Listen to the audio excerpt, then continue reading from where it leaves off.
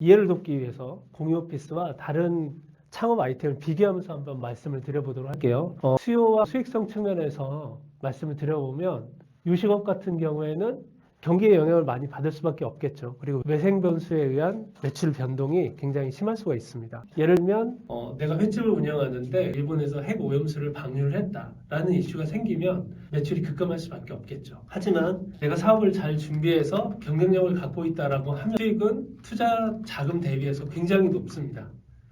고시원 스터디 카페 공유 오피스는 임대 사업이라는 비슷한 사업 업종이기 때문에 한번 같이 비교를 해보려고 준비를 했는데요.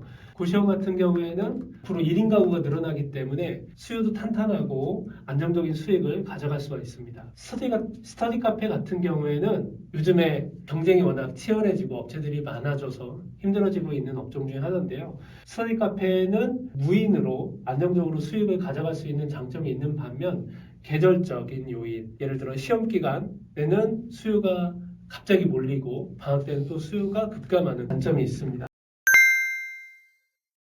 공유 오피스 같은 경우에는 고시원과 비슷하게 굉장히 안정적인 수익을 가져갈 수 있고요. 수익성도 굉장히 좋은 모습을 보여주고 있습니다. 공유 오피스가 다른 아이템들보다 좋은 점 중에 하나는 경기 영향을 다른 사업 아이템 대비해서 덜 받는다는 겁니다. 경기가 좋을 때는 창업하는 분들이 많아지기 때문에 수요가 폭증하고, 반면에 불경기일 때는 어떨까요? 불경기일 때는 기존의 사업 규모를 축소해서 공유업소에 입주하시는 분들이 많아집니다. 예를 들면 지금 저희 비욘드 워크에도 공인중개사분들이 많이 입주를 해 계시고, 그들이 비싸게 임대료를 내면서 로드샵에서 요즘에는 온라인 마케팅이 충분히 가능하기 때문에 공유업소에 입주해서 사업을 영위하고 계십니다.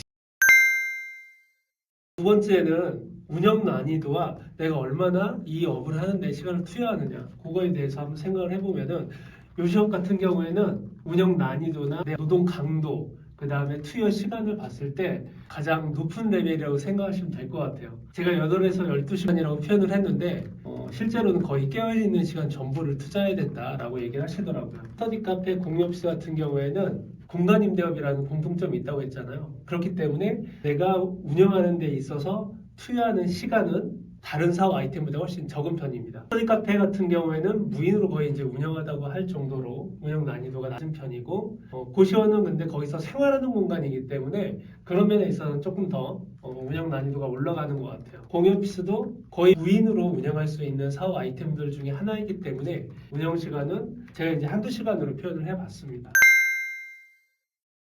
그리고 저희가 사업을 할 때 누구와 내가 같이 부대끼면서 사업을 하느냐, 그것도 전 중요하게 생각을 하거든요. 요시원 같은 경우에는 불특정 다수입니다. 배고픈 분들이겠죠.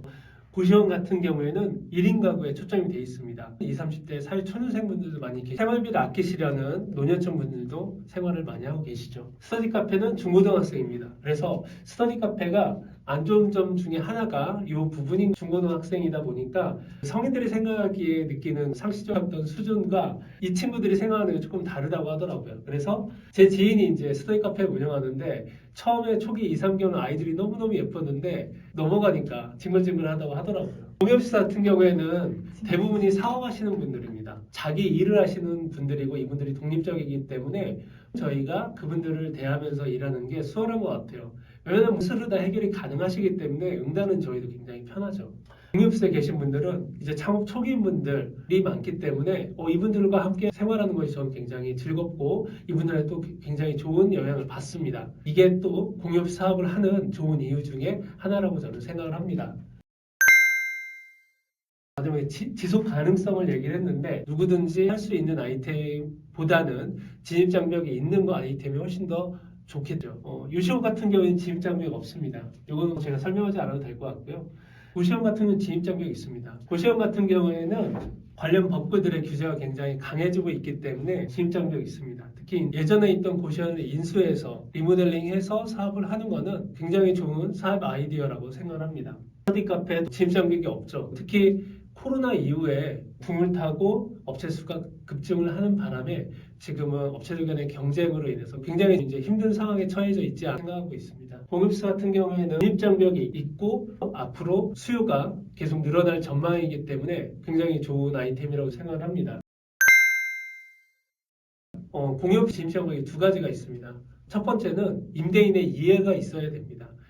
사무공간을 임대를 하고 이걸 다시 공사를 해서 재임대하는 전대차가 가능해야 하기 위해서는 이해를 하고 동의를 해 주셔야 되는 거죠. 임대인 입장에서는 이게 부담이 되실 수가 있습니다. 당신한테 임대를 해주는데 당신 뒤에 수십 명의 사업자가 사업자 등록을 한다라는 걸 이해하지 못하시는 임대인분이 계시거든요. 하지만 임대인 입장에서는 리스크가 없지만 이 사업을 이해하지 못하시는 분들이 있기 때문에 전대차가 하나의 진입장벽이 될 수 있는 겁니다. 두 번째는 심리적인 진입장벽이 있습니다. 저희 공유오피스에 입주하시는 대표님들은 자기 사업을 하시는 분들입니다. 그러면 내가 이 사업을 하면 사업하시는 분들이랑 같이 부대끼면서 일을 해야 된다? 이제 부담이 되시는 분들이 있는 거죠. 심리적인 진입장벽이 있는 겁니다. 같은 경우에는 물리적인 진입장벽이 있고 심리적인 진입장벽이 있다라고 생각하시면 될 것 같습니다.